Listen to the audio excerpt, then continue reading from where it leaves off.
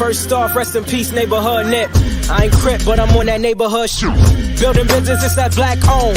If you hustle, better hustle till your pack gone. If you work, better work till your back hurt. And if you rap, make it better than your last verse. Yeah, more lyrics.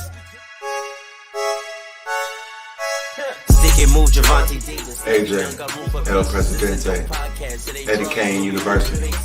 Hill gon' heal, regardless. You, Buchanan, Bethel High School, by way of 3-Man Weave, LLC. Michelle, producer, Faith over here. You can catch this wave from the Marlins to the Mariners. Doing things you can't believe. It's the 3-Man Weave. What up, everybody? You got your 3 favorite guys with you from your favorite pod's favorite pod, the 3-Man Weave podcast. As always, you got your host with the most, your guy Buchanan, here to cut the cap, and that's a fact. But with me, as always, I got... Y'all already know who it is. It's your boy Hill. Hill gonna heal regardless, baby. Let's get it. And you already know what it is. You got your boy AJ, Red Cup gonna Red Cup regardless. Oh wait, no, that ain't how it go. Oh no, I'm like, yeah, it's hoodie AJ for Game 6, man. We coming out here, man. We got some shit to do, man. It's hoodie AJ, man. You dig what I'm saying? So we about to make something happen. Hold on, man. Yeah, like you the only one with a hoodie. I'm really hoping for that Game 7, like Paul predicted last week. Hey, man, I hope so, man. Man, where can they find us, Hill? Y'all know y'all can catch us on all major podcast platforms, 3-Man Weave, Instagram, Twitter, 3-Man Weave _ and Twitch _ you can email us at podcast.3.man.weave@gmail.com. We are now streaming live on Twitch as well. At 3-Man Weave _ on Twitch. Get it. Shouts out to episode 114. It's episode 114. It is July 20th. Shouts out to Michelle. She's in the building right now. Okay, yeah. What's up, Michelle? Are we in trouble? That's I don't know. It's like she said, sirs. Yeah. It's like when your mama pop up in school trying to figure out why you always late, and then she want to sit behind you in class. And it's the worst type of anxiety you'll ever have, bro. Worst type of anxiety. Your whole neck, your cheeks just be on flames. You just like, God, just go home. Hey, so what's that time that y'all mama came up to the school and y'all knew it was like, bro, it's over for me, bro. Bro, man, listen, it was 9th grade, bro. Algebra class in the morning, and the funny thing is, I had lied about progress reports, so it's like I kind of set myself up. So it's like one of my homeboys at our church or whatever, we had like a cookout that weekend, and he went to a different school in the county, and his mom was just over there. And they got to talking about school, man. And so she was like, well, what you get on your progress report last week? I was like, well, ours coming out this week. And she looked at me and she looked at my pops and she said, you better find your progress report like that, right? And I was like, man, go on. I was like, basically like, man, ours is coming out next week. Like, trust, you feel me? So first thing Monday morning, my mom's is up at the school, right? So it's like I don't even know that she coming though. So it's like I'm in there playing around, like class ain't really start yet, but I'm in there just capping. They just like my man's just like, yo, he live in the neighborhood, so he like, yo, that's your mom's, yo. And I'm like, bro, go ahead. He's like, no, that's your mom's, yo. And I turn around, I'm like, oh man. So it's like teacher told her that the progress reports had came out last week. You know what I mean? So of course it was a bad day for me, but that's how it happened to me. See, I was a good boy. Nah, the funny thing, I really wasn't a bad child. It was like once a year I did have like a quota. I would go off at least like one time a year. So my mom coming up to school, that wasn't the norm, you know what I'm saying? Mm-hmm. I was good.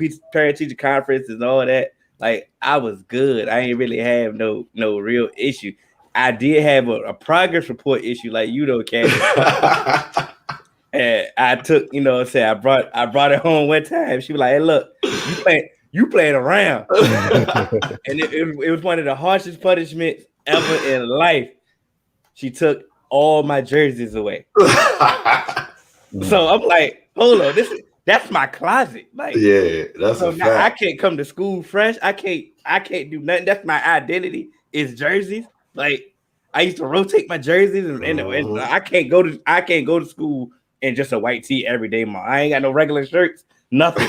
I got jersey, bro. I'll tell you, boy, them grades went from to and immediately. I got them jerseys back ASAP.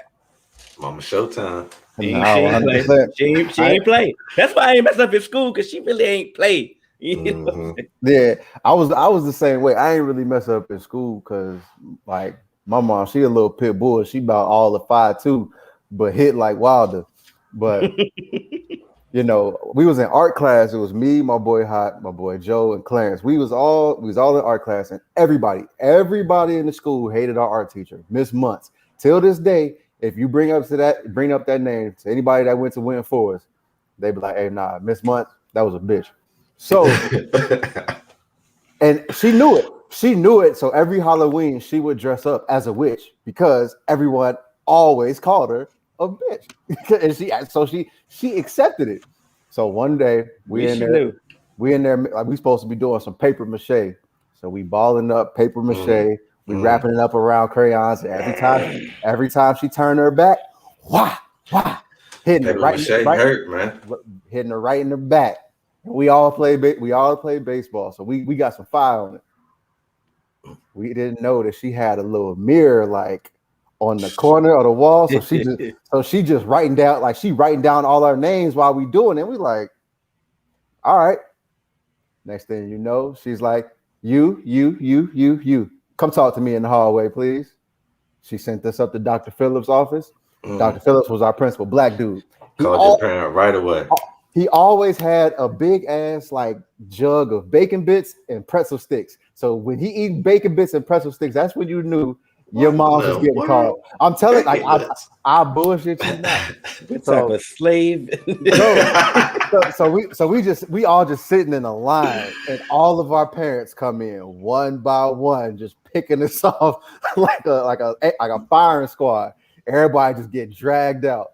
I'm the last one because my mom, she worked the farthest. So I'm just sitting here like, man, I'm gonna get fucked up. She come in, she's smiling, she all nice. She's like, oh, what happened? She's like, I know that she playing the game. She making me feel like she might be on my side. Like, yeah, I know, he's told me he's had some issues with Miss Muntz before and stuff like that.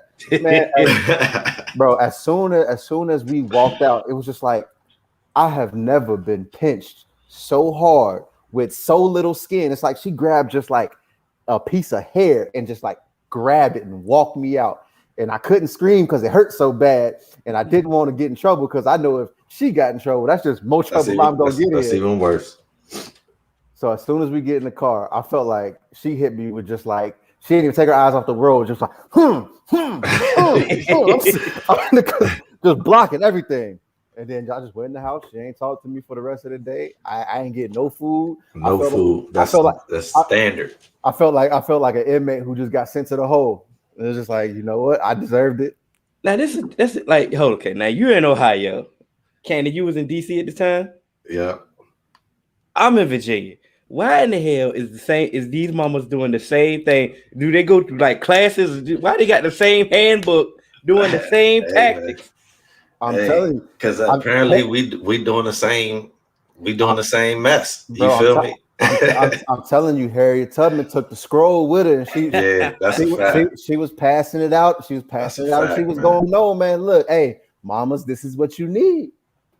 That's great. Eric, I cannot remember.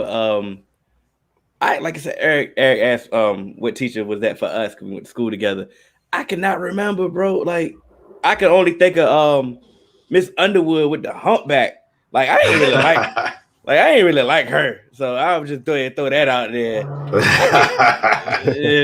I can't think of nobody else. It was a math teacher though for sure, and she dressed like a slave too. Like I could not remember her name, but for sure Miss Underwood. Nobody liked her. She used to go smoke at lunch break and come back smelling like smoke. Smoking was allowed like back then.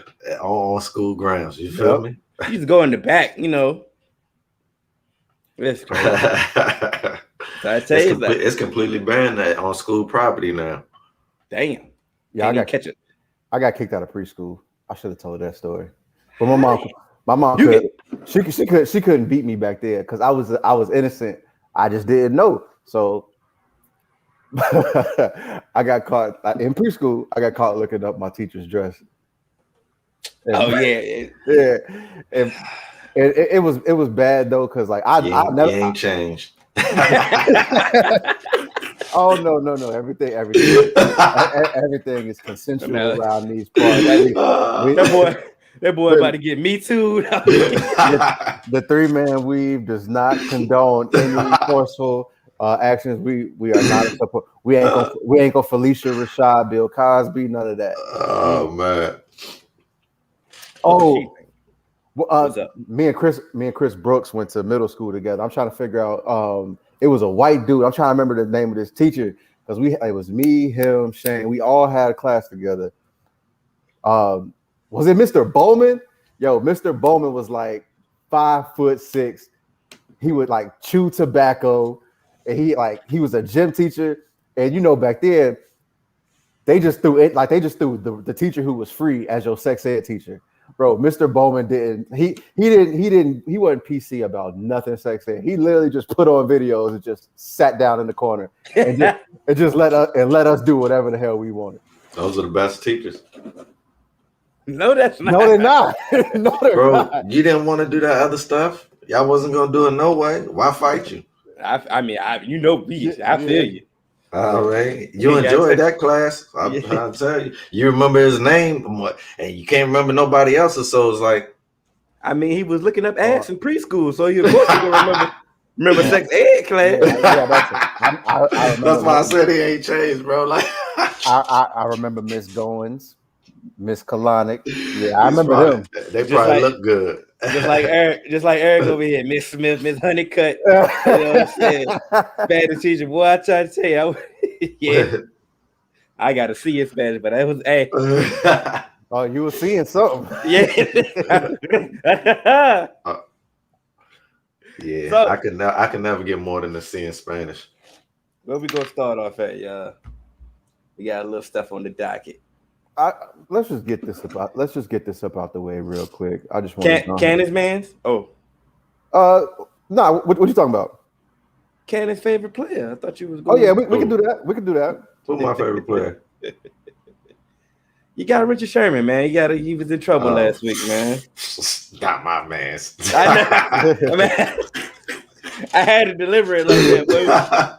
It's a method to my madness, though. It's a method to my madness of why I delivered that. Though. Go ahead, AJ. All right. So if you haven't seen this is Cannon's man's right here, just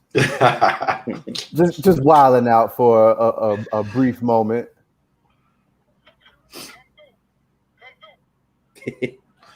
Hey, he a noob, right?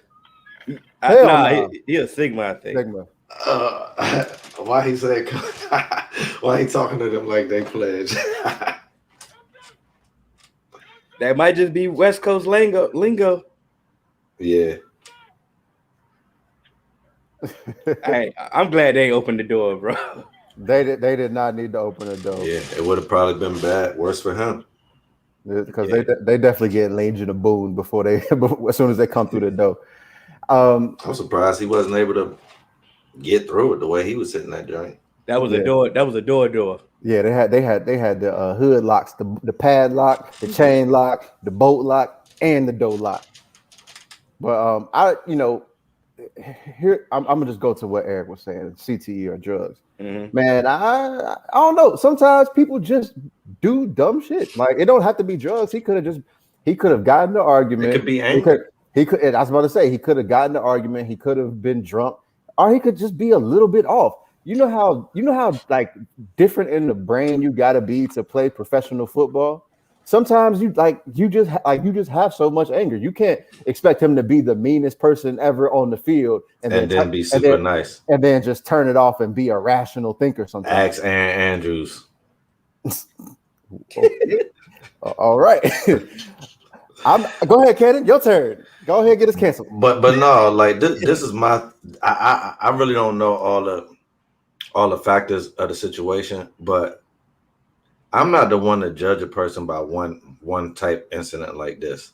As far as to my knowledge, nobody was hurt. Am I correct about that, fellas? Yeah, he did get into a single car accident though. Oh, all right, but nobody was hurt, and I don't really know the particulars, so I don't want to get in. But what I will say is this, and I don't. And Richard Sherman is not my guy, so me giving someone the benefit of the doubt is just I'm just trying to put myself genuinely in his shoes. If I don't know why he wanted to get in the house, but I'm assuming he's probably pays for that property. He probably is the breadwinner, you know, and he probably was a little bit intoxicated, like AJ said, and probably a little bit angry. So with all of those things, and then you got the fact when you get angry and you start thinking about things, well, I pay the bills, and you know what I mean, it's any one of us could have got carried away. But like AJ said, prior to this, 3-man weave doesn't condone any of that. But I'm just saying, as a human, it could have happened to any one of us. So I'm going to refrain from passing any negative judgment on him. I've seen his apology. I felt like it was a genuine apology, and I felt like, you know, I hope, dude, personally, you know, get everything squared away. But on the football field, I care less about Richard Sherman. You feel me? But that was the thing. That's why I set it up the way I set it up. I feel you. Because, you know, like you say, you just eloquently said, like, you know, you're not a fan of Richard Sherman, but you just kept it real about the situation. The thing about Richard Sherman, it was definitely alarming because it's no gray area with him for what we've seen with him. It's very black and white. He's very articulate of what he says and what he does, and very strategic of all his moves. So, like I say, when he says something, like I said, it's no gray area. You know exactly what he meant. He may say it, you know, intelligently. It may go over your head, but hey, if you think about it, he's telling you directly how he feels about any situation, any question. He don't duck no smoke. He don't do anything. Like I said, he uses intellect as a weapon, actually, you know? Yeah. So it was alarming to see him go this left. This is a left situation from us. We seen him snap on the field before. We seen him. That's football. You know what I'm saying? This ain't football. This is home. So for him to exercise his, not say his right, but to explain that he been having some mental health issues, it's not alarming. It's something that you probably didn't see coming, because once again, he talks a lot. Like, he talks a lot, and go ahead. But also sometimes that is actually something that like can mask things for people to make defense mechanism, and also to make people think that everything is okay because they see him in the limelight and they don't see like his personal issues. Correct. They don't see what he's going through off camera, off screen, and stuff like that. And he's in a different position than normal. He at one point was a top tier athlete. Now he is pretty much unemployed. You know what I mean? And he's as a competitor and stuff like that. That things like that can lead to certain problems, that uncertainty. Absolutely. And send him to a dark place. And then you compound alcohol on it, or or anything. It's a recipe for disaster. In no way am I saying he should have acted like that, because also if you can't in my mind, you can't use alcohol as an excuse because it's a choice to use it. But what I am saying is, if you do it, it does change you. And not always. It can change. It can change you for the good. Sometimes you could just be like, you know what, man, I'm drunk, man. Fuck it. I don't even care about it. But then also sometimes it can make you do irrational things. Exactly. And so I mean, I can speak for myself. Being in a dark place, alcohol definitely don't make it no better. Like, you know, it impairs your judgment. So you just snap. It's helped me. Hey, that was the point. That was my point. That's just like, you know, like I'm saying, it's just opposite end of the spectrum. Like alcohol does help me sometimes. The thing is though, like I know you spoke on like you say he's unemployed. That's by choice. Somewhat at some point, because he's a tough. I listened to the podcast with him and Chris Collinsworth. Like I said, he's very, like I said, it's no gray area. He's very black and white. He was definitely going to take his time with contract negotiations, and he's. And what I tell y'all when we heard the incident, I said, "Damn, he in renegotiation with the podcast and with team." Yep. Training camp's about to start soon. I knew his phone was going to ring soon because he's not trash. He's not trash, but you know, he's definitely taking a step back. So this place that he may be in is uncharted territory, and he could be masking it in that ways of alcohol and other things. So, like I said, he had a mental health glitch. It could be just a mental health glitch, and he goes get the necessary help that he said he was going to get. Could be beneficial. Go ahead, Cannon. And just to piggyback off what you said, a lot of times we forget the fame piece of it. And a lot of people who have been famous have said, like, fame is like a drug. And it's a different sort of fame when you're an athlete, because unlike other entertainers who, you know, you could be 30 years and get, you know, be the best position that you've ever been in your career as like a singer or something like that. But when you're an athlete, Richard Sherman is now faced with the reality that he is on a downturn of his career, you know, and dealing with fame from a young person. At high school, he was the man. College, he was the guy. You know, Legion of Boom, he was the guy. Even the 49ers, he's been the guy. So it's like now realizing that I'm not the guy, that's a hard pill to swallow. When you've been swallowing this fame pill the whole time and people have been acting like you have been holier than thou when you've just been human the whole time. So like you said, he has that persona, you know, that tough guy persona, or always says the right thing persona. And you know, that's just what he shows us, you know. Even for people who actually know you, right? Someone who actually knows you, Hill, at the end of the day, when Hill lays down on his pillow and it's just you and Hill, no one knows that Hill but Hill. No one. You feel me? But you, Hill, and God. And so it's like, can you truly ever really know a person? So even when you do really know someone, you truly don't even know them. So it's like, that's correct. I don't want to make it seem like I do understand what you're saying. I'm not making it seem like we know Richard Sherman. I'm not trying to say that. But I'm talking about for his loved ones. Yeah, you know, I think, and I'm just speaking for my opinion, he's already positioned himself to make the transition from football to other endeavors. Yep. So I thought he was handling it well, but like I said, right now this is uncharted territory, and he may be dealing with it tough transition, differently. Man. And then what you also have to think of, like Kenneth said, not only just being the man at all them levels, think of all the time you've put to reach it to this level. And like you said, when you reach your 30s, the game is getting ready to retire. You don't really have a choice. Some people get lucky to continue to, you know, excel and then decide when they're going to retire. But sometimes the game is just going to retire you, and they're just always, like, it's a young man's game. They're always just going to try and find a younger, fresher, newer person to replace you. And so, Hill, you said, you know, it was kind of his, you know, fault that he's unemployed right now. But also it may just be like, okay, I need to start seeing where the best opportunity is for me, because he may be thinking, okay, in San Francisco, they have other plans, and I'm not in these plans. And so go ahead. As a competitor, and like I said, you know, putting all these hours and used to being at the top of your craft, and someone that is looked upon as, you know, being at one of the elite at once upon a time, sometimes being regular is hard now.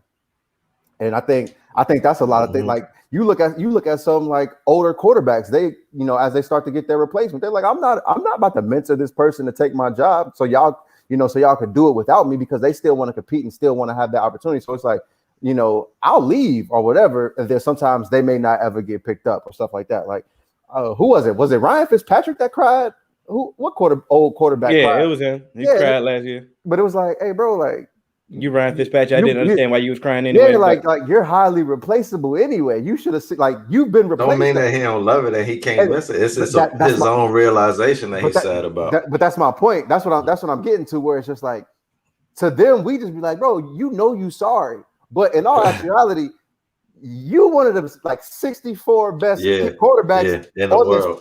In the world, and we know it's hard for teams like that's crazy how we rank people sorry, but they're still the best. Yeah, but because my whole thing is like like teams can't like the NFL. Darko Milicic will cook all of us, bro. The NFL because he's 7 feet. Yeah, the NFL, even the if he wasn't, though. Telfair will cook us, man. Oh. I mean, Telfair was kind of nice, but he's a bum. You feel what I'm saying? He would cook us. I don't know about Darko. Darko can see me. You know what I'm saying? Yeah, I feel you. I'm better than Darko. Is his production on the field worth his off the field actions? What off the field actions? I feel like this is the only incident. This is only this. But domestic violence was portrayed, was publicized of what happened. Obviously, it wasn't technically the domestic violence that we're accustomed to. And they say breaking and entering like he actually got. I feel like you have to actually get in for that. Yeah, he got a lot of stuff that wasn't true. But domestic violence is attached to it, despite him not actually technically not hitting his wife. It's still attached to him, so that's a negative connotation on his name right now. Yeah, that's a negative. Like and Richard, he's not quiet. Like I said, and he ain't never not shied away from nothing. That's always going to play against you. So now you bring him in, he ain't about to just be media savvy with the media. He gonna give it no black and no gray area, brother. Yep. And here's my thing also with the domestic violence being attached to it, with the domestic violence, be like as a charge. If he's facing a suspension, it's really going to be hard for a team to bring him in now. Well, I won't say it'll be hard for a team to bring him in. It's going to be hard for him to latch on to a team if Richard Sherman, free agent, is when you sign him, has to do 2, 3, 4, 5 games before he can even play. And then you still don't even know where he's at and where he's going to fit in. So I feel like unless it's an injury situation, it might be grim for him for a little bit. But like he stated, like we know, it was teams already in the contact with him. Mm-hmm. And he was playing it the Richard Sherman way. He wanted to take his time and let's see. Because obviously at this point in his career, he wants to go to a contender. Want to go to somebody that has a chance to win. So he might have been waiting for training camp. Because like I said, training camp was this week. Melvin Ingram just got signed with the Steelers. We're going to see some more signings before training camp, or right when training camp starts. We know how they do veterans. They don't need them we didn't need you there at OTAs and mini camp. When training camp actually starts, it's time to go. And some veterans want you to get those June roster bonuses. Yep. It's all business ways and ways that you definitely gonna be starting in August and July. And some of these veterans that we know may not even get signed to after training camp when they contract's not guaranteed. So that's a fact. We're going to see, is he a Hall of Famer? I think he's already solidified. I think the whole Legion of Boom except Cam Chancellor is already going to the Hall of Fame, in my opinion. Yeah, I think he's solidified. Because did he make the All-Decade team? He had the whole Legion of Boom. I believe so. Yeah, I believe so. Yeah, Richard Sherman. To both statements. Yeah, but what was the other one? Browner. Whoa. No. Come on. Don't do me like that, Kenny. I'm trying to. You saying the whole Legion of Boom? I ain't talking about Byron Maxwell and Brandon Brown. We're talking about the key components. Earl Thomas and Cam Chancellor. That's Legion of Boom. That's LOB. That's LOB, baby. Trying to give it to all of them, man. Hell no. Trying to figure it out. They get their cleats and stuff in the Hall of Fame. That's what I said. Like, whoa, the whole they can come to Sherm's speech. Yeah, you know what I'm saying. LOB. You can go to the Hall of Fame. You just not gonna be in the Hall of Fame. Ring of Honor, some, you know what I'm saying? Yeah. Nah. You can get a gold jacket, but we just gonna keep it at my house. It'd be like both halls. No, they don't even deserve that. I definitely I wasn't definitely sold on them players anyway. But that's just my opinion. I need this Facebook user to give StreamYard permission. He's saying some good stuff, but I ain't trying to. That's the one. That's one. Docker would smoke y'all, and he wouldn't be close. I know Juan ain't talking. He definitely smoking Juan. I got six fouls. That's all I know. Juan, my rival right now, so I ain't talking to him till after football season. Yeah, well. All right. We got some coaching hires. Yeah, buddy. Hold on, let me go ahead and bring in the NBA. So who do y'all think is the best hire so far? The best hire?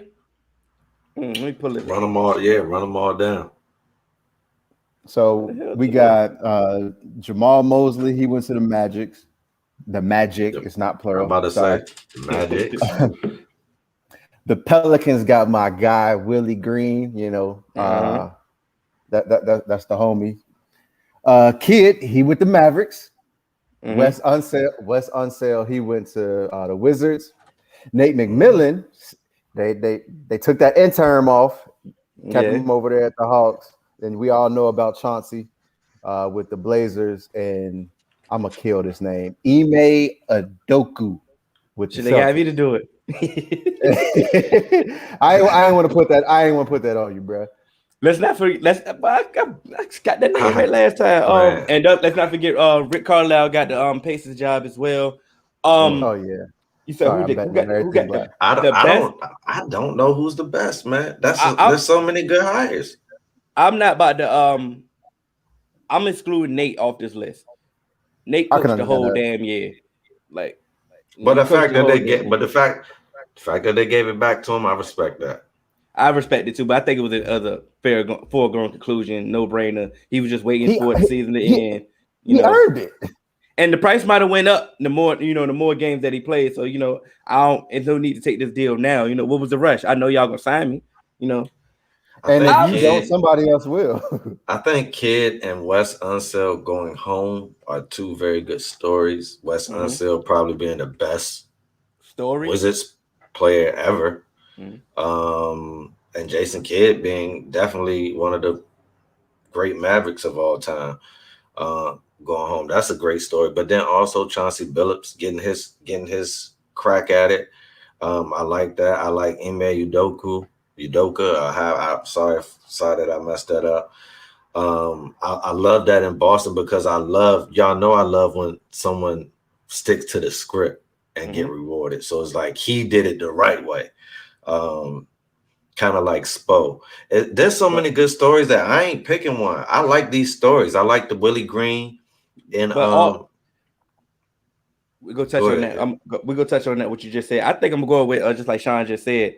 Jamal Mosley hire. I'm going with the Magic hire because once I broke down the roster, the young potential that they have, you got Cole Anthony, you got Markelle Fultz coming back from injury, still got Michael Carter Williams, you got what's your boy from Florida State, AJ, Jonathan Isaac.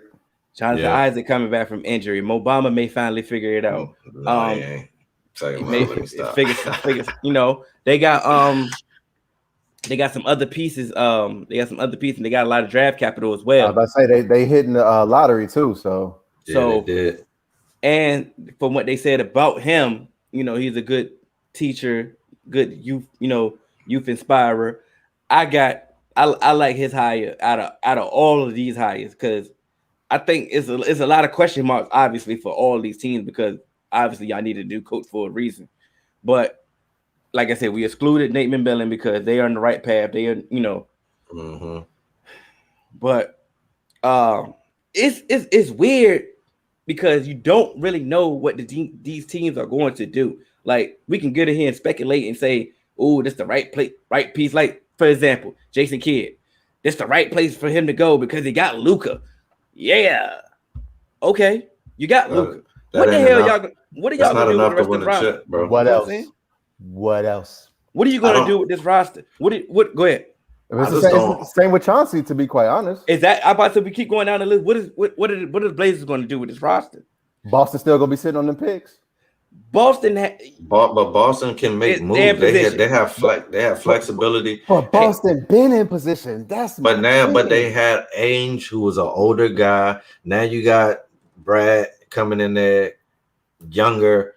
more in tune with what they need. He was just coaching. He probably is real in tune with how Udoka's gonna coach. So it's like they probably got a better relationship too. I'm pretty sure Udoka and Stevens got a better relationship than Stevens and Ainge had. Because so I feel like it's not a rebuild, it's a retool. Yeah, and so I feel like that dynamic could actually really work for them.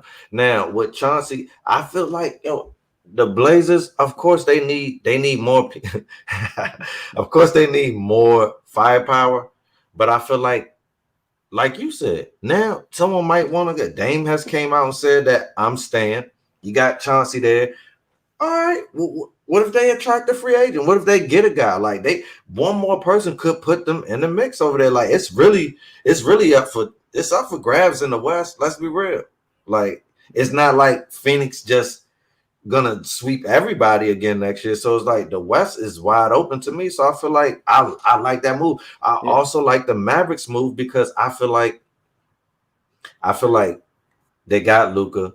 Mm-hmm. And I feel like Kidd is going to be a good coach for him to make Luka not just a rare talent, but a rare talent and coachable player. So it's like they're going to start being more uniform, getting them more stuff. And I think they could get a player too, and they could be an issue also because, like I said, it's open in the West. I'm going to say, yeah, it may be open in the West, but it ain't open like it's easy in the West. It's gonna never said it was easy. And so it's gonna be tough fucking sledding in the West. Tough sledding, but it's open. One through 9, 10. You get what I'm saying? So yeah, and think about if Jamal Murray come back healthy and they do a little bit more to that team. Hopefully he does come back healthy. If the Jazz, ain't nobody sold with them, ain't nobody gonna be playing with them in 2K, but they still there. You still gotta play them. And they could shoot. They could make a move or two. We don't know what the Warriors are gonna look like with a healthy Clay. Because if Steph play like he did last year, and Clay can come back and still got his shot, and Clay can still hit some shots, and who knows what they gonna do with their roster? They got some draft capital. You gotta think about the Lakers. The Lakers is definitely gonna be there. Mm-hmm. So, that's what I mean. Like when I said, there's so many people who could potentially be there, but there's no legitimate favorite, and that's what I mean by open. So it's not like years past when we knew who's gonna be there. I'm saying that because like in years past they would say, oh, the East is like the East is open because it was like, oh, it's just for the taking. Anybody could and like who's gonna step up and take it. They were saying it was a cakewalk. Now I think the East is like it's open because. Everybody, it is open now. Everybody got they wristband trying to get in the club at the same time. It's parity in the league, like Hill has been saying.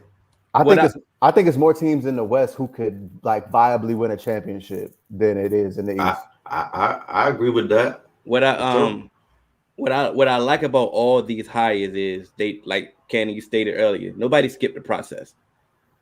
Everybody was a lead assistant or assistant coach. They worked under, they former player. They have some actual skins on the wall. They put the grind in. They put the work in. I know you're not talking about Steve Nash.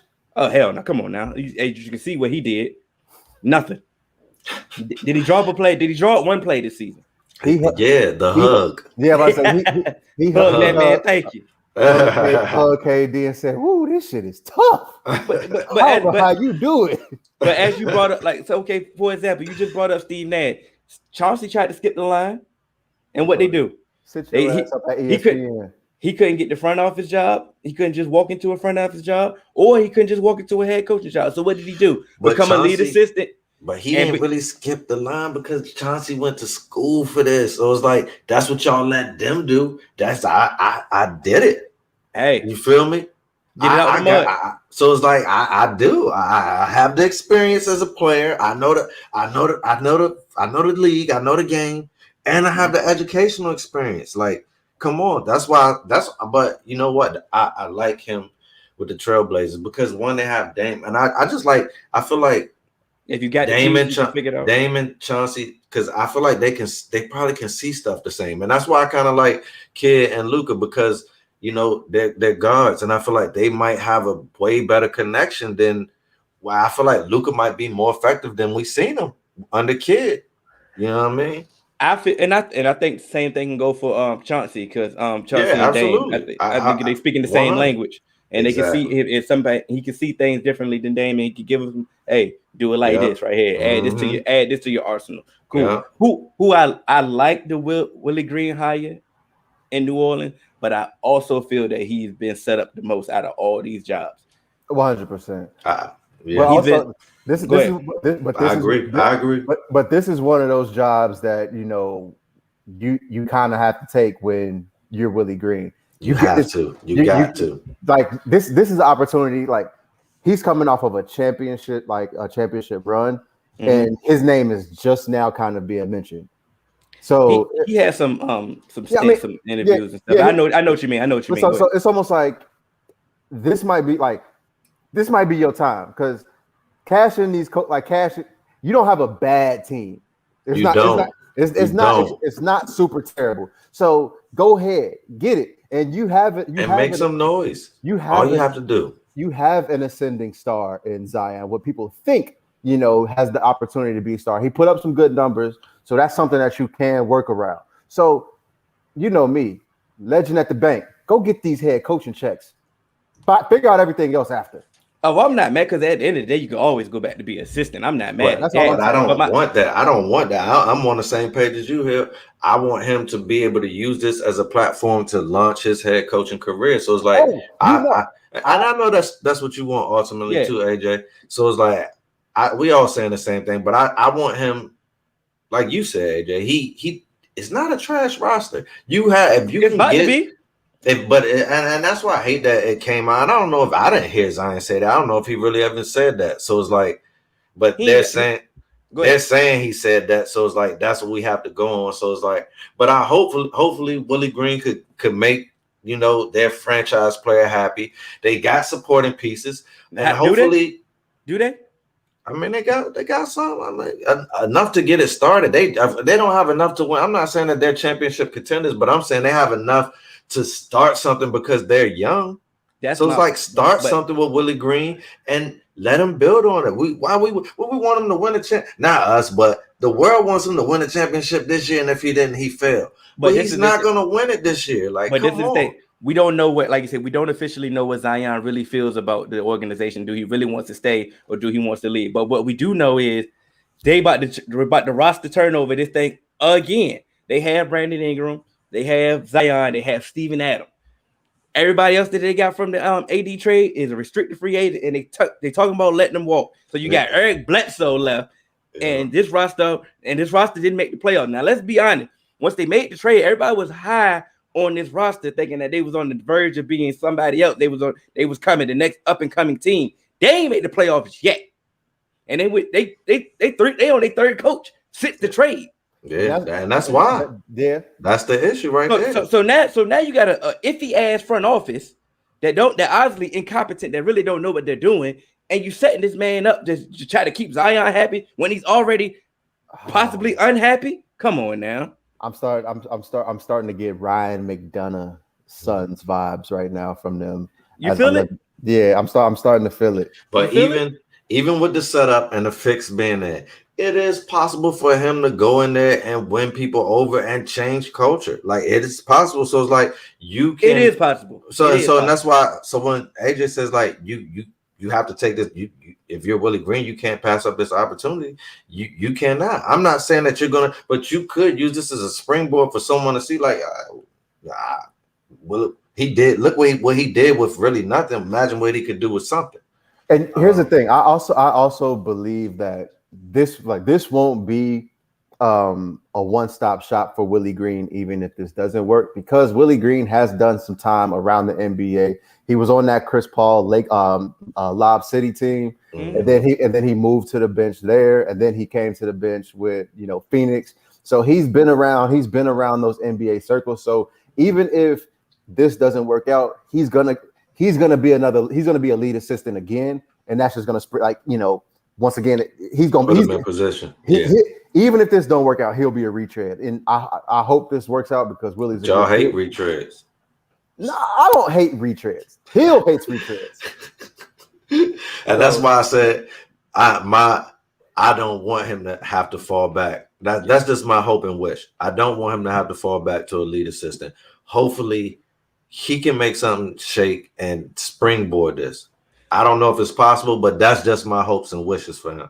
Even though the fix appears to be in, I agree with you here. It's not a, but in this situation, it's not a fix. It's just you better hurry up. You better hurry up and get it together. You don't have the luxury of time. But you also don't have, like you said, you don't have a lot of tools to. I mean, so it's like, all right, what you want me to do? I know I just didn't want to call it the fix, like it was a setup, but it is. That's why I said appears. I said appears to be. It's not officially. Yeah. I got Sean from Off the Dome Sports.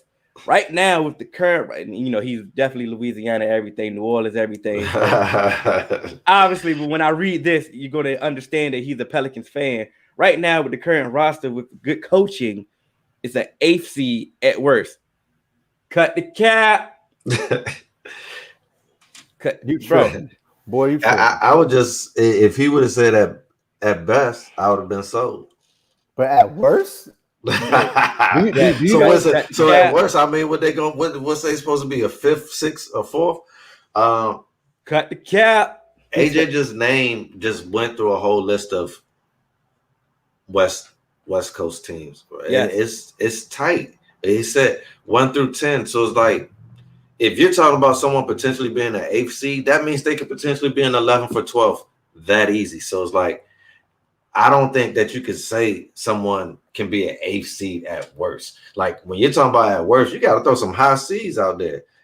We're a 2 seed at worst. You feel me? But it's like if you're an 8th seed at worst, you're trash anyway. So it's like you could potentially be 11th or 12th seed. So it's like I would have said 8th seed at best.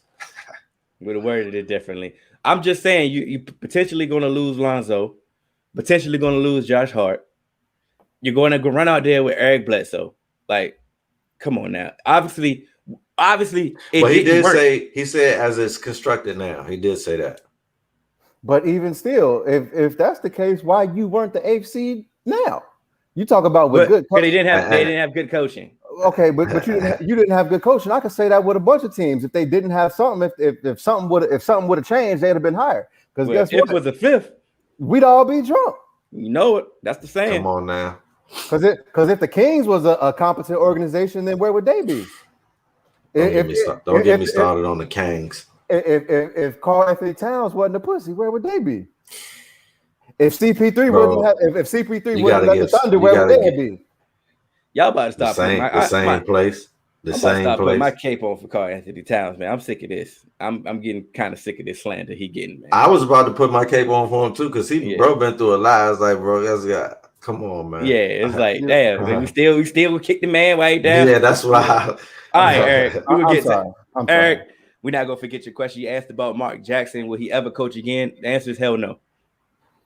It's been too long. As much as I want him to, it's like he's had opportunities. He don't, it's either he don't want it or it's also that commentary job is a dream job. Like I think that part is false, candidate. I don't think he's getting the opportunity to even being interviewed.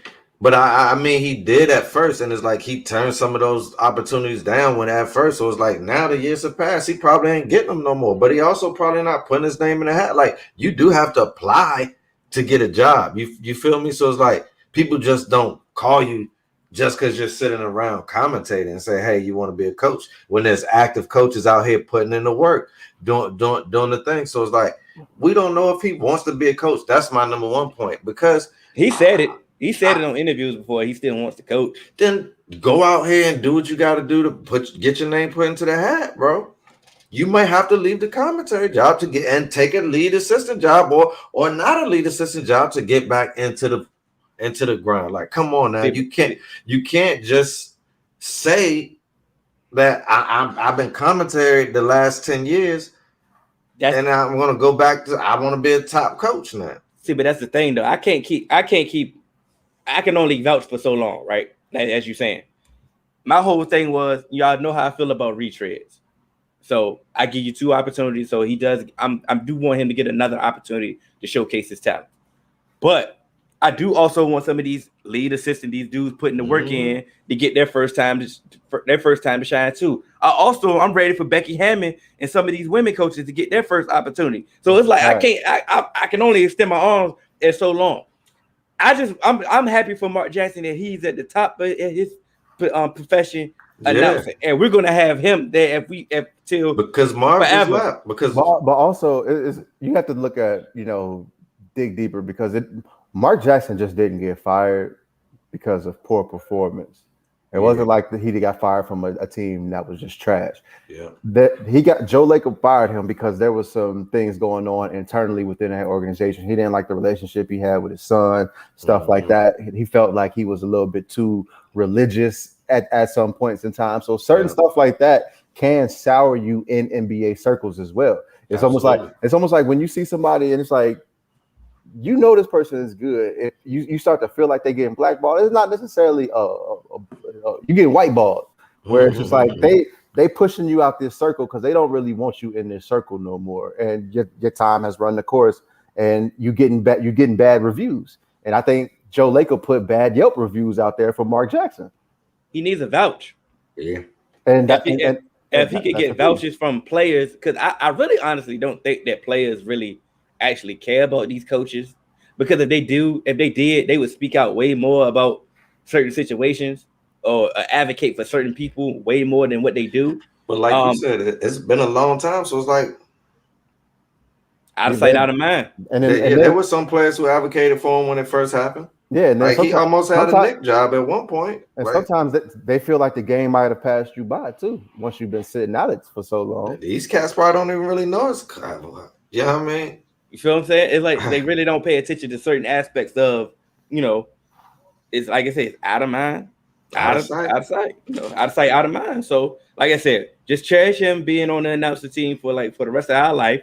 So, and just go from there. It is what it is. And like you said here, when you would reach the pinnacle of something, sometimes like even if you wanted to be a coach, but you end up being one of the greatest commentators of all time, like maybe that's your calling, bro. Like, you know what I mean? As much as I wanted to do something like this is my gift. So it's like I need to walk in my gift so that I could be most efficient. You feel me? It's not as grueling and it's not as rigorous as coaching. They're happy after at the end of the game when he's done. You know what I mean? It's not like, bro, it's not worried about it. It's like, bro, we love the product that you're delivering. So it's less stress and probably and the same and maybe the same pay.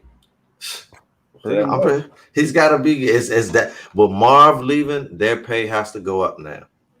Jeff Van Gundy would get a head coaching job before Mark. Jeff does not desire to go back to coaching. He's done with it. His name keeps getting thrown out there, and because he was a good coach. I think I like Van Gundy, and he might have. I don't know. He might. I thought he might have went back to. Yeah, I think he might be. His time might be up too, unless one of the perfect job just comes and he just can't turn it down. And I just feel like if Zion go to the Knicks, he just enjoyed. I think he really enjoyed just calling that game too, man. They lit, bro. Come on, that's one of the best jobs in America. Mm-hmm. We'll do it if they leave. Come on now, that's a fact. They getting paid to watch basketball. Like every time I've ever gotten a basketball or any type of athletic check, I've just always felt like I've cheated the system. Like they paying me for this. Like let me not say it. Yeah, because universe. Universe. Yeah, let me. Your boys is on and got Monday Night Football. I pause this, Sean. Zion wants to win. Why would he go to the Knicks? They just went to the playoff. When the last time New Orleans went to the playoff? The Knicks are ascending upward. They're trending. I don't stop letting your bias get in the way, Sean. It's a new NBA. Now. I keep telling people it's not the NBA that we knew anymore. It's a brand new one. The Bucks and Suns are in the finals. The Knicks and Hawks made the playoffs. Like come on. This is some of those old jokes ain't really finna fly until things start to kind of revert back to the to the norm or regress back to the mean, as Rose would say. But the Knicks had that was a perfect one. The Knicks have the most cap space this offseason. They actually went to the playoffs. They have capital to go acquire an actual star. Somebody will actually want to go there versus New Orleans. Yeah, I wouldn't have got that one off. That one, maybe last year that would have rocked,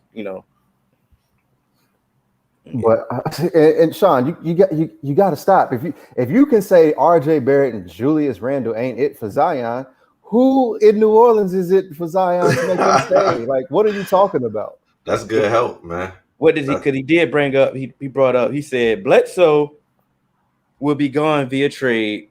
We would have to add a first. So you got to give up a first to get rid of his ass. If you put Zion and Randall in the same front court, you now potentially have a dominant front court a la Robinson and Duncan. Like that's something that I would look into doing. Like everybody wants the backcourt. We've gotten away from front court players. Peep game. Think about the East.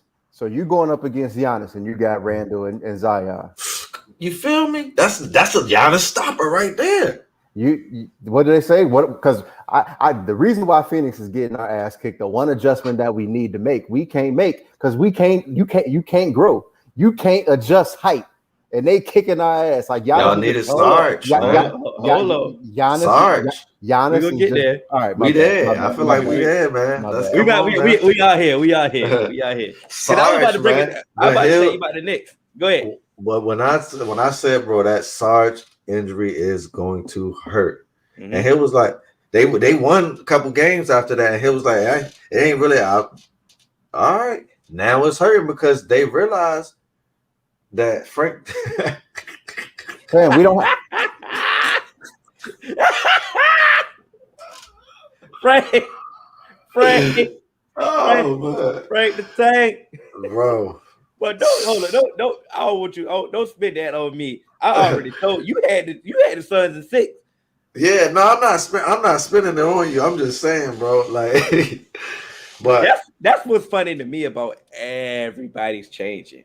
Oh my God, it was Suns in 4. Everybody was Suns in 4. It's Suns in 5, and now all of a sudden, Bucks in 6. Bucks by the end of the night, right? But no, to my defense, last week I'm talking about no. And a lot of our when Paul came on here and really broke it down, and we all talked about how they hadn't played home yet. We literally said, and Hill said Game 5 was going to be the most important game, and then they stole Game 5, bro. And so what do we always say? When does the series start? When you get team when you lose at home, when you take a loss at home, that's when it really starts. And I'm hoping that they can deliver that tonight because I truly want this Game 7, man. It's going 7. I want this Game 7, man. It's going 7, bro. The Suns have let 2 games slip away. 2 games slip away. I need blood CP3 tonight. I'm talking blood. That's really like I won't say that's really what we've been lacking because that's what you've been lacking. But it's like he hasn't been that floor general that he has been in every other series. Yeah. He needs to get it. He needs to get it cracking tonight. And it's almost like the mental lapses. And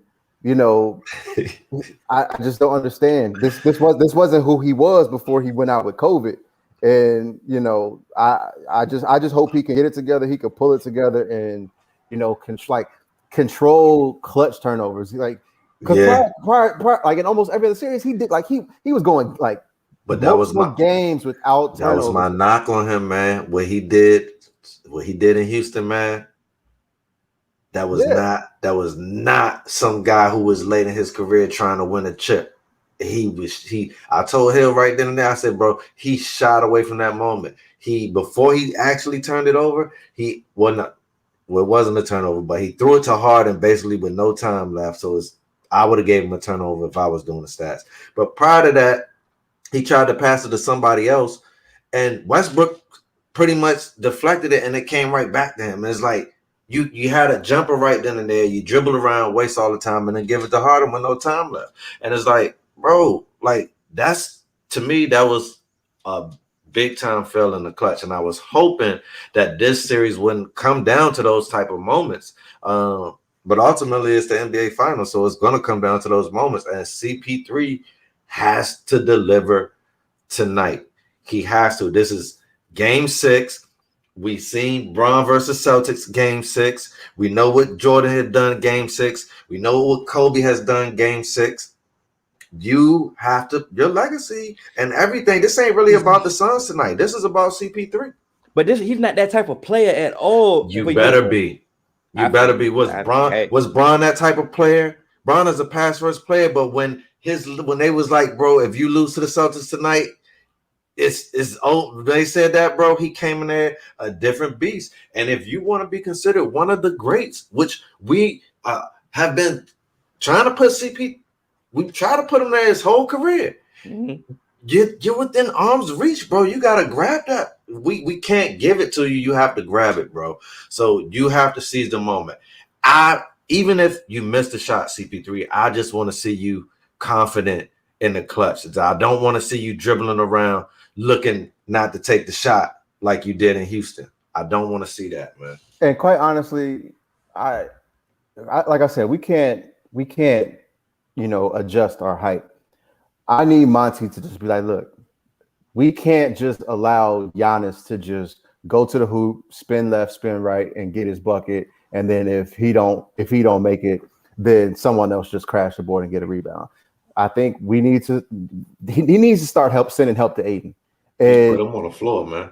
If the other players start making their shots, then you kind of just got to take that. But you can't just let Giannis just have his way and then start feeding everybody else. If you can stop Giannis, I feel like you can start, putting a wrench into their offense. Yeah, because I agree. Because the last couple games, they have been very like as far as like the amount of shots and rebounds and stuff like that, they've been fairly even when you've looked at the actual numbers. But it's just like those key situations. It's almost just like Giannis is just making the perfect play. Mm-hmm. He's just making the perfect play every single time. PJ Tucker dribble. You see what I'm saying? Make these other people dribble. Don't let it be when, like you said, Giannis already collapsing and then kicking out. And then speaking of Giannis, though, I got a question.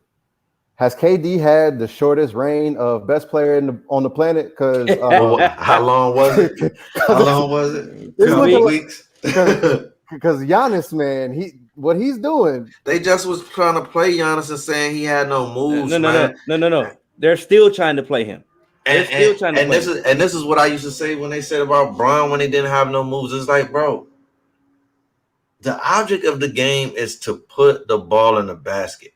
And if I can put the ball in the basket without doing moves, what the hell would I do a move for? That is a waste of time. And anytime you've ever played the real basketball and you've had a coach, anytime you've ever done a move that you didn't need to, you got what? Sent to the mother-loving bench. So let's preface that. How can we have said, "Oh, Shaq was one of the most dominant players of his era," and then now we questioning, Giannis's skills? Well, the thing, Shaq Shaq was little. He come on now, Shaq had moves. But that's what but you look at Giannis though. Giannis is doing a little bit more than what Shaq was doing because Giannis, he's gonna make you like no. Listen, hear me out. He's away from the basket. He's making you come. He's making you come out to the basket. He's not just gonna punish you in the paint. And I agree with that. But that's what I'm saying. Let me tell you this. If you put, should I get him here? If you put, hold on, wait. If you put, people want Giannis to be like KD and LeBron. He's not that. He's not. I agree. Giannis is David Robinson. Giannis is Shaq. Giannis is one of those players who's just gonna dominate you and just impose his will. He's not gonna be shooting threes. So you can't look at him because he's a dominant player. Because you have all these stretch fours and all these big men who want to shoot threes. We always talk about certain players who like you big, like Serge Ibaka. Get your big ass down on the block and be big. Shaq had dumb moves, bro, on the block. He had up and under. He had jump hooks. His his spin to the baseline was stupid, bro. But what with either hand, he had the jump hook with either hand. Like and he could dominate it with the left and just look at it. And amazing. Giannis, it looked like Giannis got a cheat code to get unlimited energy in the fourth quarter, though. So it's just like everybody else tired and he running full speed.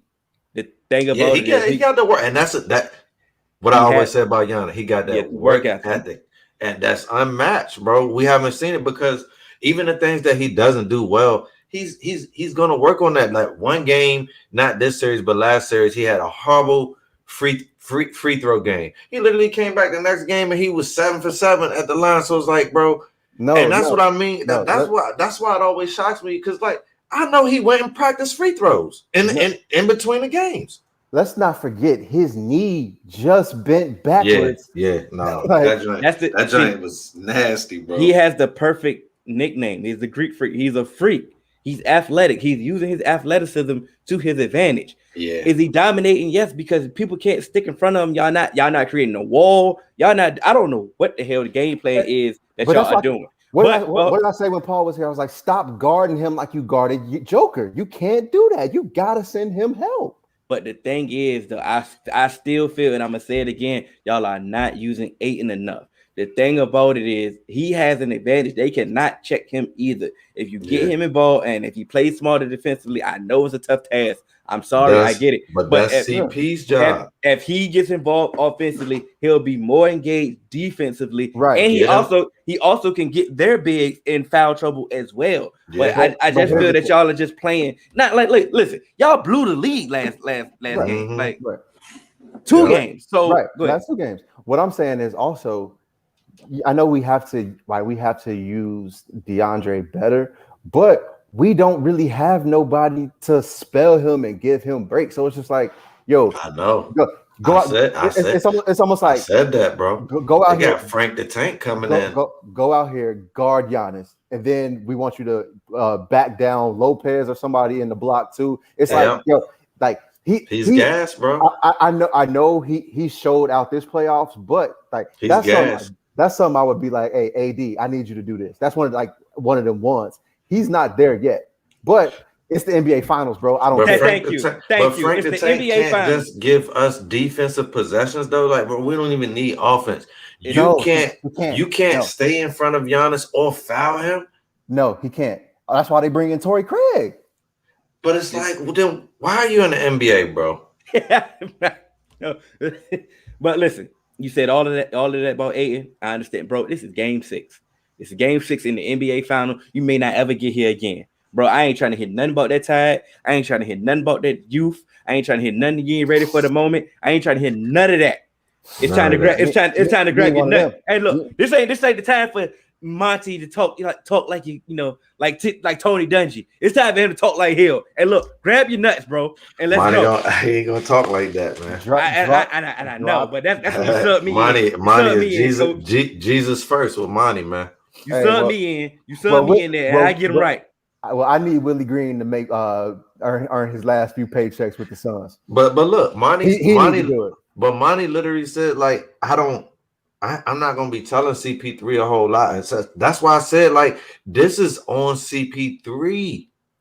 They're gonna go as far as he takes it. Monty literally said that because it's like, bro, what can I tell you at this point, bro? There's nothing else that I could say to you. You are within arm's reach. You have to grab this CP3, and I can't tell you how to do it, bro. You got You got tools. You got Booker. You got Ayton. Go out there, get Ayton involved early, like AJ said. Fam, if Booker giving you 40 back to back, yeah, like come on, y'all can't lose these games, bro. Hold on, AJ. But what did we say earlier about them other coaches, Cannon? We said, what did we say Jason Kidd and Chauncey can do for their point guard? Yeah. They can tell them something. They can see some things. They can talk to them. Yeah. Obviously you tricking it up, CP3. I need to tell you something. Yeah. Something that you're not seeing, something you're not grasping. I need to talk to you.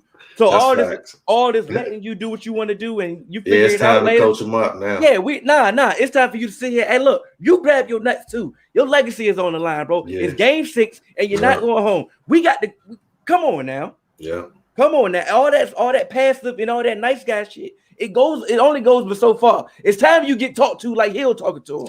And that's I'm tired of that. I just wanted to say this to you, AJ, because like I've always cherished every single championship that my team, bro, and I've won that Miami team that lost to the Mavs, like, you know what I mean? Like, to be so close, man, I truly hope y'all pull it off, man, because I know that feeling, man. So it's like, look, man, you see how I'm talking to him? You see how I'm talking to him? Giannis talked to his team like that. He had to have, man. He did. He had, what you say? They was down 0-2. He had to have, bro. All right, then y'all about to go home, right? Yeah. Go home, right? But all right, now. here's my thing. We down 0-2, pretty much. Like, you feel what I'm saying? You need 2 in a row, man. Look at the games we dropped. We down 0-2. Yeah, y'all need 2 in a row. And y'all dropping games.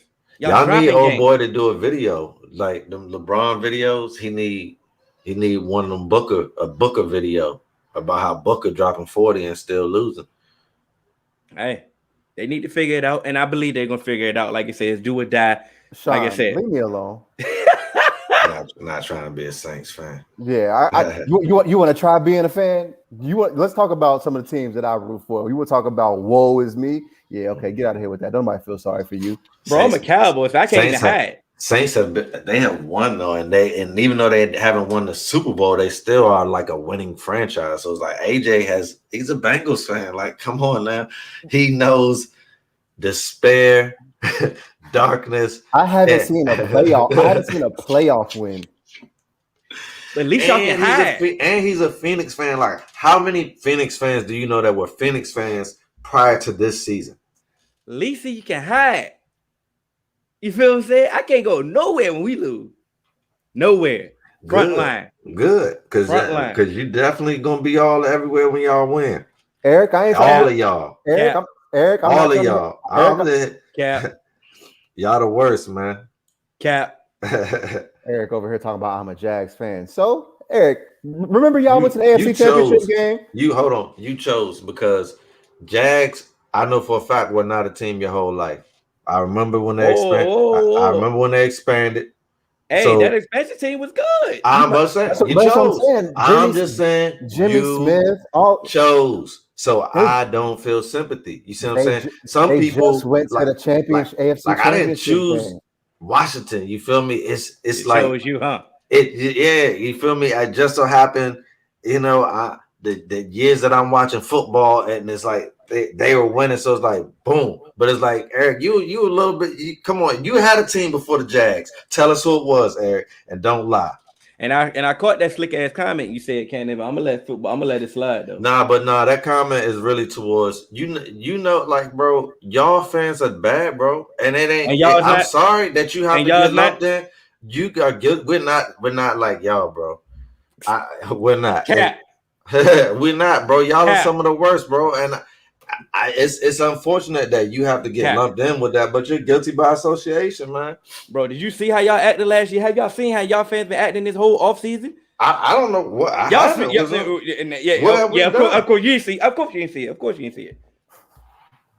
We trying to be. We still trying to be contenders. Like literally, Cowboy people are still saying Super Bowl. Like it's Super Bowl every year for Cowboys. Who says that? Name them. A lot of name one. It's fans. Name one. It's fans, bro. I'm not gonna put them out here, but I personally know Cowboy fans that do that talk like that, bro. I just wanted one. Subiato, bro, your guy. Chip every year or bust. You feel me? Alvin Cannon, your guy.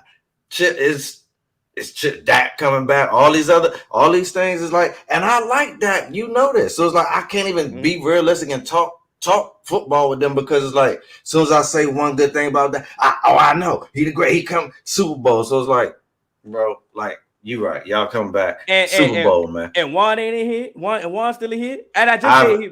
And I just said he became. I just said he became our rival. And this is the first year in 20 years that Juan has ever said that we were going to come out and win anything. And so I ain't mad at him because. We probably will. I'm hoping that we will be a contender. I ain't gonna say it, but it's like for Juan been down so long, he earned his right to say that. So it's like he don't normally talk trash about the Skins. So it's like that's the first time you probably ever heard him say something like that in here. I just met him about Washington. I just met him. But But it's like, like I said, the and we have same number of fans. We know we have lived like the Bengals, so it's like we know that these last 20 years have been like Bengals for us, bro. Like, yes, we've had a few more. I'm not saying we're equivalent, AJ. So don't take. But I'm saying we've been more Bengals than anything else. You feel me? It's been losing season after losing season. There's been no consecutive winning seasons. This is potentially the first legitimate shot that we have of having consecutive winning seasons since 1991. So it's like, I don't know how we could have ever talked trash. Let me, and that's my point, Cannon. Y'all got fans that still just talk, but listen. That's why I say I don't know these dudes. Me and you. Oh, you know them. You know them. and that's the part. But listen, y'all supporters. Soon as the finals is over, we got the roundtable NFL division series coming soon. As you can see, the energy is high already, so we cannot wait for football season. But who y'all got tonight? Let's get back to the finals. Who do we have tonight? And why? Man, I'm going the Phoenix Suns because as much as I wanted to be down on CP3, I feel like it's going to come down to Booker and Giannis because they're the two best players right now. And Booker is Kobe Bean Bryant Jr. And I'm expecting some Kobe type something tonight. You feel me? So Kobe wouldn't be waiting for CP3 to have his moment. He would just go out there and get his. You feel me? And that's why I'm going. Sorry, AJ, if you don't like my logic, man. And I'm actually mad that I've been agreeing with Sean a lot from Off the Dome Sports a lot this episode. But son, they have to win. They have to. I don't give a damn what the score. The score can be 79-78. It can be ugly. I don't know what. They have to win. You're not going out like this. You're not going out like this. Willie Lump Lump. Nah, they're not going out like this at all. They have to win. Hey, they stole the game on your home court. You got to go steal it again. Now, Game 7 may be a totally different game, but the Bucks is gonna come out. They're gonna come out smoking, and you got to match that smoke. You got to make PJ Tucker beat you, and you got to make him dribble and do other, not just be in the corner. Bro, he is, man. That's why I say you can't let him be in the corner, but you got to make him dribble and do stuff that he's not supposed to do. You feel me? Hold on, but wait. When they made that trade, what did we say? He out here having fun. He can defend and do what? Bro, he's giving shoes away to the trainers and stuff. He's just enjoying the finals, bro. But y'all got to put some pressure on this man. Bro, it ain't no pressure on PJ. Make him dribble the ball, and then it will be pressure, bro. I feel you, but they're just put taking the ball on the floor. We should go live. If Frank could help someone, Giannis, we wouldn't have so far to rotate to PJ. He's not getting in the fucking game. Let's stop talking about Frank. Yeah, I mean he shouldn't. He should. I'm just saying, if he could, that would be the difference right there. Eric, we're trying to Eric, he said we should go live for the game. We're waiting. We're trying to have something special for Game 7. That's why we were hoping for Game 7. Where you probably won't see AJ, but you know me and Cannon might link up for the game. But man, need to pull up for Game 7, man. But who you got and why? We know you got the Suns, but why? But why? It's the why that matters. I say y'all have because we have to. Like it's like it like. That boy nervous as hell. Yeah, because he don't want to go to going to work in places after you've lost the championship is the worst. Bro, I had to 2015. My boss was a Steelers fan. I had to go to work Monday. I'd have quit afterwards. He said, "Yo, you can go home." He let me go home after lunch and work from home the rest of the day. See, this is what I'm saying. This is what Cannon talking about. I don't know if y'all got y'all Bleacher Report notification. PJ Tucker got the diamond in the shoe. He's just doing whatever. He's not even worried. He's not even focused on the task at hand. He's like, bro, I'm gonna be open in the corner. I'm gonna do my thing. So everything else gonna fall. I'm enjoying the moment. Like everybody else is stressed, looking at trying to make sure they stretched out and they knee good. Like, come on, bro. Like somebody put some defense on PJ Tucker, please. Golly. Listen, man. It's on. He having a Crowder moment. Yeah. Everything come back full circle, baby. Man, listen. We're gonna get AJ out of here, you know, because look at him, y'all. If y'all can see him on the screen, he's very Richard Sherman right now. He should be happy, bro. His team is still playing. He got no, trust me. I'm extremely happy regardless of whatever happens. I'm not gonna be one of those people that after the series, regardless of what happened, I'm not bashing nobody because nobody expected us to be no, it's been great. Yeah. I've been playing with house money. Exactly. I told Ross after the Western Conference Finals, I'm like, yo, like this season's been a success. You said it on here. Absolutely. Yeah, this is a success. I'm extremely happy. This is one of the best seasons the Suns have had in quite some time. I'm extremely proud of this team and all of that. But it's just having a chance to win it. It's like just get it, man. It's right there. You'll never be this. You may never ever be this close in AJ's life again. So grab this. Come on, man. Because if y'all lose, no CP3 up out of there. You can catch us all major podcast platforms. 3Man Weave, Instagram, Twitter, 3Man Weave _ and Twitch and TikTok. You can email us at podcast.3.man.weave@gmail.com. This is July 20th, episode 114. I'm Hill. That's AJ. That's Cannon. And Giannis is the best player on the planet. So long live the king. Yeah.